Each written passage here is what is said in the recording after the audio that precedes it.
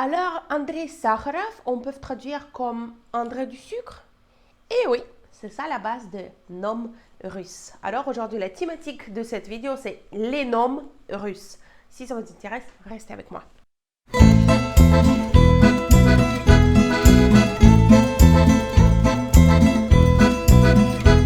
Très intéressante comme question. Et oui, effectivement, chaque nom russe peut se traduire. Donc, chaque nom russe, c'est-à-dire quelque chose. Par exemple, mon nom de famille, ça traduit exactement comme Rubiol. Eh bien, évidemment, c'était pas très facile pour moi à l'école, puisque à l'école, plutôt on joue avec les noms que prénoms. Par exemple, en France, vous faites, je sais pas, moi, tout le monde m'appelle Mimi, mon mari, il est Juju, et moi je pensais, je suis très rusée à l'époque, et je dis, je vais appeler mon fils Théo. Eh bien, imaginez, lui, il est quand même à l'école Tété. Pareil pour nous, à l'école, on fait des blagues avec les noms. Donc, par exemple, moi j'étais Rubiol. Je me souviens, donc il y a une fille qui, son nom de famille, c'était Dvaretskaya. Donc la racine c'est Dvarets, château. Vous voyez, donc son nom de famille c'était vient de château. Vous voyez. Après, peut-être il faut vous donner l'explication pourquoi chaque nom, il y a une base d'un mot. À l'époque, on n'a eu que des prénoms.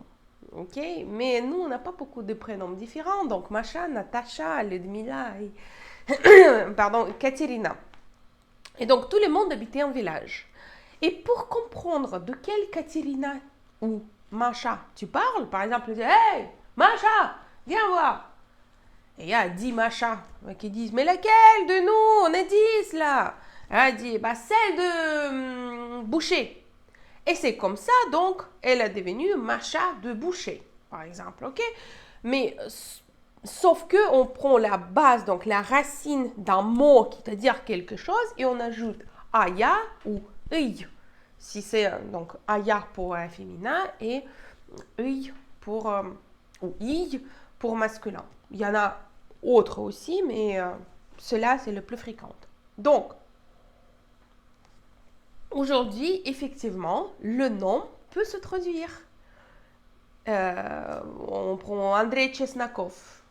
Andrei Chesnakov, ça vient du mot chesnok, c'est-à-dire l'ail. Donc, c'est Andrei de l'ail. Voilà.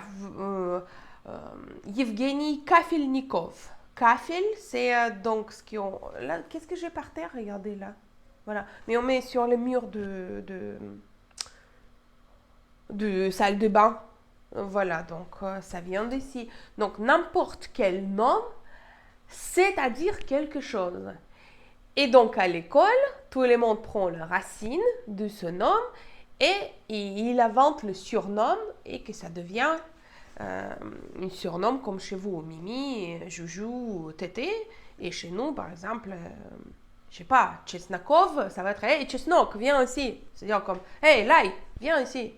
Ou, je sais pas, il y a des jolis noms qu'on ne peut pas changer, par exemple. Mais voilà, la base est comme ça. Effectivement, chaque nom russe, c'est-à-dire quelque chose.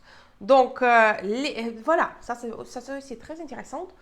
Donc, si tu as malchance, comme moi par exemple, qui ai eu le nom de famille Robéol, j'ai vraiment rêvé de me marier au plus vite possible pour changer mon nom.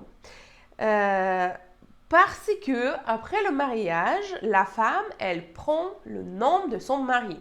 Et c'est pas comme en France, par exemple. Moi, je suis Rubiol, Krasnoucha, épouse, blablabla, voilà. Mais en Russie, c'est tu prends et tu oublies ton nom de jeune fille.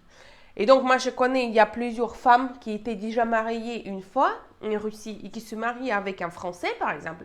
Et il y a 1000 problèmes avec ça, puisque parfois, elle peut déjà avoir une ou deux noms de famille. Comme par exemple, moi, j'ai eu nom de famille de ma mère, puisqu'elle n'était pas mariée jusqu'à mon âge de 3 ans.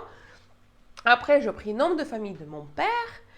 Et donc voilà, je vivais jusqu'à mariage avec le nom de famille de mon père que malheureusement qui est attaché sur moi et je ne peux plus rien faire. Voilà. Mais bien évidemment, je vis en France, donc pas beaucoup de gens qui sachent qui est-ce que c'est-à-dire mon nom de famille, donc personne ne rigole. Mais sinon, voilà.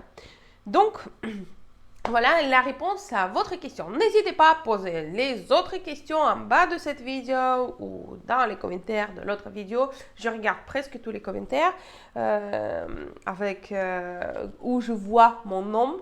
Si c'est marqué la Russe de Paca, je comprends que c'est pour moi les questions et je peux vous répondre. Alors, c'était la Russe de Paca. Moi, je veux dire Paca. En russe, ça veut dire ciao.